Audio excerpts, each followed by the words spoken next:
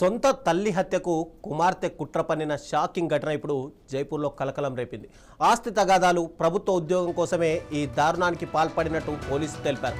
ఒక రోడ్డు ప్రమాదంగా చిత్రీకరించేందుకు కిరాయి హంతకులతో స్కార్పియో కారుతో ఢీకొట్టించి చంపించినట్టు దర్యాప్తులో వెల్లడైంది.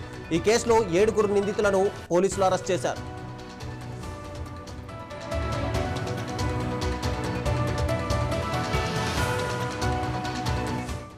జైపూర్లోని ప్రతాప్ నగర్ ప్రాంతంలో ఈ నెల 3న నీరజ్ శర్మను హత్య చేశారు.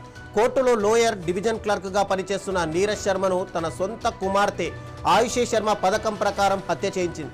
తన తండ్రి మరణం తర్వాత వచ్చిన కారుణ్య ఉద్యోగము తల్లికి కాకుండా తనకు రావాలని ఆయుషి ఆశించింది. అంతేకాదు, గత 2-3 ఏళ్లుగా తల్లి కుమార్తెల మధ్య ఆస్తి గొడవలు జరుగుతున్నాయి. ఈ క్రమంలోనే ఆయుషి తన తల్లిని చంపాలని నిర్ణయించుకుంది. ఆమె తన బాబాయ్ మోహన్ స్వరూప్, కజిన్ బలరాం అలియాస్ రవితో కలిసి ఈ కుట్ర పనింది.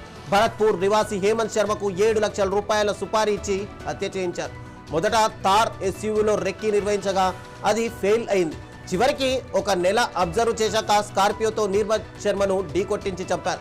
ఈ కేసులో ఆయుష్ శర్మతో పాటు కాంట్రాక్ట్ కిల్లర్స్ ని అరెస్ట్ చేశారు.